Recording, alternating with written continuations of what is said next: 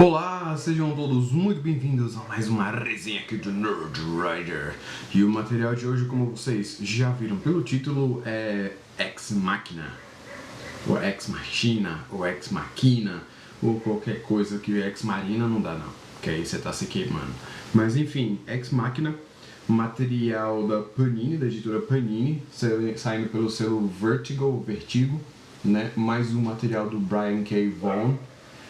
Com arte do Tony Harris e introdução de Brad Metzler. Uau, edição de luxo, ou seja, né, eles estão compilando aqui várias edições da edição 1 a 11 com 280 páginas, caprichado. Vocês estão vendo aí o vernizão comendo na capa, ó, tá vendo? Refletido em verniz, tá? Aqui no fundo a gente também tem verniz, ó, refletido tem verniz, tá bom? Tá bem costurado, tá bem colado, não vi problemas. Você vai escutar o barulhinho da colinha mexendo conforme você manuseia, mas nada que dê aquela sensação de que vai rasgar, que vai soltar qualquer coisa do tipo. Tá, caso você não conheça o Brian K. Vaughan, ele fez Leões de Bagdá e fez também Y, o Último Homem. Série que já foi publicada aqui, já está finalizada, então caso você tenha interesse em procurar materiais dele, fica essa recomendação. Gosto muito de Y, saiu todo pela Panini, falta ler o último volume. Eu não comprei o último volume ainda, estava até em promoção no Amazon, mas eu fiquei com preguiça de comprar, porque na verdade era da Saraiva, eu acho, a Siciliano, era da Siciliano, aí eu tinha que pagar o frete, não sei o que, no fim das contas não ia compensar tanto, então eu vou esperar um pouquinho mais. Mas o Brian K. Vaughan, ele é conhecido por fazer obras com contextos políticos. Se você assistiu, ou se você leu o Y, o Último Homem, você vai entender o que eu estou querendo dizer. Ele trabalha com contexto político, com contexto social, com contexto econômico, e ele insere isso nas obras. No caso aqui como é o nome? No caso aqui de Ex Machina, também você vai ter isso, tá? Você não vai ter o mesmo contexto de Y, o Último Homem, porque são obras diferentes, mas você também vai ver ainda ele colocar muito contexto cultural, socioeconômico dentro da obra dele. Por que eu estou dizendo isso? Porque você só vai entender a profundidade dessa obra, você só vai entender o porquê que eu gostei tanto dessa daqui, ou porquê que eu quis comprar, depois que você entende o estilo de escrita dele, o estilo de narrativa. O que acontece nessa obra em si? Dado esse contexto sobre o autor, vamos para essa obra daqui. A gente tem essa pessoa, tá? Que é o nome Mitchell 100, tá? Que se torna o primeiro super-herói como a gente conhece, que ele se chama Grande Máquina, tá? A Grande Máquina. Por que ele se chama Grande Máquina?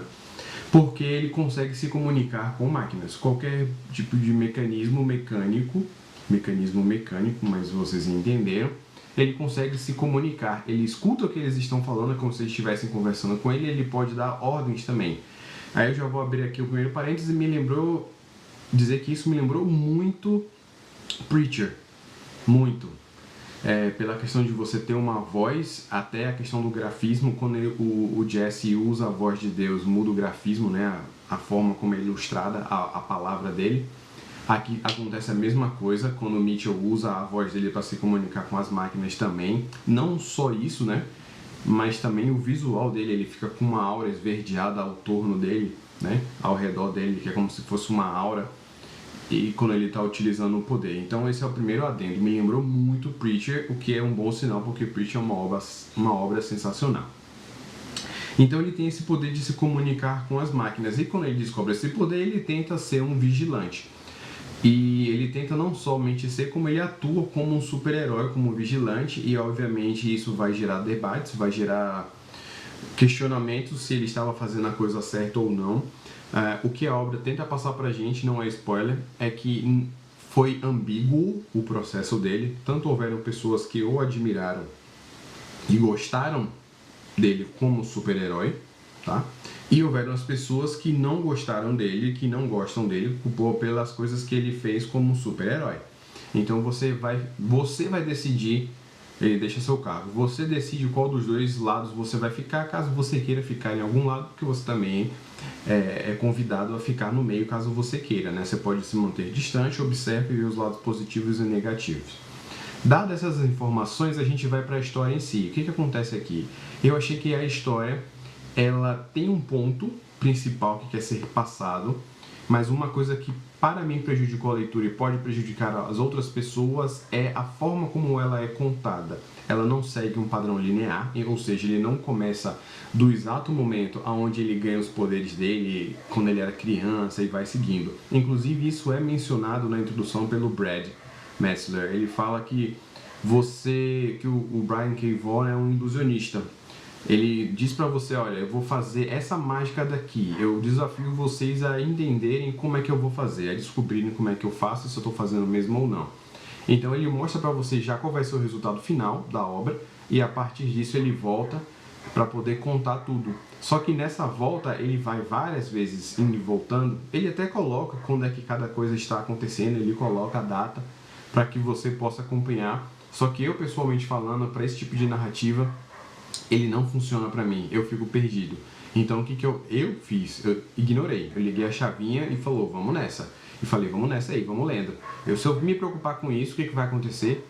Eu vou ficar bolado, vai ser pior, eu vou acabar não gostando. Então eu desliguei a chavinha e eu fui mais ou menos entendendo o que aconteceu. Pronto. Mais uma vez estabelecido esse parâmetro, a gente pega ele já no momento onde ele já desistiu de ser super-herói e ele decide ser prefeito de Nova York. Sim, ele decide ser prefeito de Nova York. E aí volta aquilo mais uma vez do contexto histórico. Vai ser mencionado muita informação sobre a cultura americana, sobre a questão de Nova York, coisas que aconteceram lá. O que é bom e é ruim, como a maioria das coisas, é bom porque você tem uma fonte de pesquisa para você seguir, para você se orientar, e ao mesmo tempo é ruim porque torna a obra hermética, ou seja, torna ela fechada. Somente quem tem um código total vai compreender ela como um todo. A Panini sabiamente colocou um glossário, e eles realmente colocaram um glossário quando eu estou dizendo isso aqui para vocês. Eles não colocaram, por exemplo, ele menciona o Giuliani, que foi um dos prefeitos de Nova York. Ficou muito famoso. Então eles falam lá que você está querendo fazer igual o Giuliani. Só que eles não explicam quem é. Eles colocam um símbolozinho que você sabe que aquela palavra, o Giuliani, vai estar explicado no glossário. Eles não colocaram as notas de rodapé, ou as notas do editor, ou qualquer coisa na página em si. O que, novamente, é bom e é ruim. Para quem não acha, não quer ter o trabalho igual a mim, não quer ter o trabalho de chegar no final, de ter que ler o negócio e voltar para a página, você pode ir seguindo. Você vai ficar perdido, mas você consegue seguir e visualmente fica limpo, que é o ponto positivo. O problema é que aí você fica descontextualizado, algumas coisas vão ficar soltas. E ainda mais que eu percebi que tem a questão desse contexto cultural para tornar a obra mais profunda e trazer até um certo humor. O humor é muito cultural. Então, se você não tiver o código cultural para aquele texto, né, para o material que você fica meio perdido, né? O que vai acontecer com você se você não tem um código? Você vai ver a piada, mas você vai dar risada? Você não vai dar risada. Você simplesmente vai ficar viajando lá tentando entender, que é mais ou menos o que acontece. Talvez eu esteja abrindo as páginas aleatoriamente e saia alguma coisa que não deva, provavelmente. Eu estou ligando? Não mesmo. Já passei desse ponto de ligar. Basicamente, então é isso. A história é essa, não vou adentrar, não vou me aprofundar, porque aí também perde a graça. Mas a parada de ser super-herói, para ele é isso, ele desiste de ser super-herói e você, na verdade, já vê ele atuando como prefeito. E você acompanha todas as crises que ele precisa resolver como prefeito, tá? Você vê aqui que ele teve ajudantes e outras coisas, eu não vou entrar em detalhes para não me aprofundar e acabar dando spoiler. Peraí que aqui tem violência barriga. Tá? Então é isso. Eu já vou aproveitar que eu estou mostrando a arte para falar um pouquinho dela. Gostei bastante, eu senti que se apropriou a história. O detalhe que eu falei de quando ele usa os poderes... Poxa, seria tão bom se tivesse eu pegasse numa página certinha que ele usa os poderes dele para vocês poderem ver o que eu quis dizer. Quando ele usa os poderes dele, ele fica com uma aura verde, essa aura aqui... Ou não, deixa eu ver. Isso. fica com uma aura verde. Aqui não tem a aura não, mas tem um grafismo na fonte, né? A fonte diferenciada que vocês vão entender o que eu estou querendo dizer. Tá vendo que tá verdinho aqui? Deixa eu focar, pronto. Ficou verde, toda vez que ele tá falando com a máquina fica verde desse jeito. E aí o corpo dele também fica com uma aura. Então eu achei um recurso visual interessante que ilustra claramente, né? Como é que funciona mais ou menos os poderes dele. Opa, aqui tem uma outra parte, ele tá verde, miserável? Não. Poxa, queria tanto mostrar isso, mas enfim. Tem essa ajuda visual. De resto, eu achei a arte muito caprichada, muito mesmo. Não sou artista, como já disse algumas vezes, mas achei ela muito caprichada. Eu tô olhando pra cá porque eu tô gravando o áudio, eu tô vendo se o áudio tá certo e eu fico achando que a câmera tá aqui também. Então eu achei que a arte combina muito com a história. Ela tornou a cidade viva dentro do possível, mostrando as coisas. Tem alguns temas polêmicos, né? Violência e coisas do tipo, como era de se esperar de uma obra que era Vertigo. E eu acho que é isso, minha gente. De resto, fica a recomendação, vale a pena ler, vocês vão gostar. Quem gosta das séries da Vertigo, quem gosta de ficção científica, quem gosta de Preacher, quem gosta de Y, o Último Homem, vai gostar dessa obra daqui também, tá bom? Então é isso, eu espero que vocês tenham gostado. Se você tem alguma pergunta, alguma dúvida, deixa aí o seu comentário. Meu brother Ed, vou pedir desculpas, você me marca aí um monte de tag, mas eu não tenho assistido nada, velho. Não tenho assistido quase nada no YouTube. O tempo que eu tenho, eu tô fazendo outras coisas, dificilmente eu paro pra ficar no YouTube. E quando eu paro pra sentar no YouTube é mais pra pesquisar coisas que eu quero, assim. E como o quadrinho eu não tenho comprado, eu não tenho visto, não tenho ouvido nada, nem resenha de ninguém. Eu acabo vendo mais quando você me marca. Mas uma coisa me chamou a atenção, um dos seguidores que eu tenho, que ao mesmo tempo também sigo ele no Instagram, o Ed, um outro Ed Pontiverso, esqueci o nome dele, acho que é Edinaldo, enfim. Ele falou de fazer um canal dele e ele falou uma parada que me chamou muito a atenção, que é a gente fala muito dos quadrinhos e mostra pouco a arte, né? Então por isso que eu fui falando com vocês e eu fui mostrando aqui a arte, mesmo que aleatoriamente, que é uma coisa que de fato... Não sei se é só ele, se vocês também, inclusive deixem aí no comentário para eu saber se vocês também têm essa de querer ficar vendo muito o quadrinho ou se para você a história é mais importante. Eu faço as minhas resenhas de acordo com o que para mim é mais importante. O desenho para mim só é uma coisa muito importante quando ele é extremamente sofrível, ou seja, quando é aquele tipo de coisa que me tira da leitura, quando me desconecta. Mas se não é esse o caso, eu geralmente não me importo tanto assim com a arte, sacou?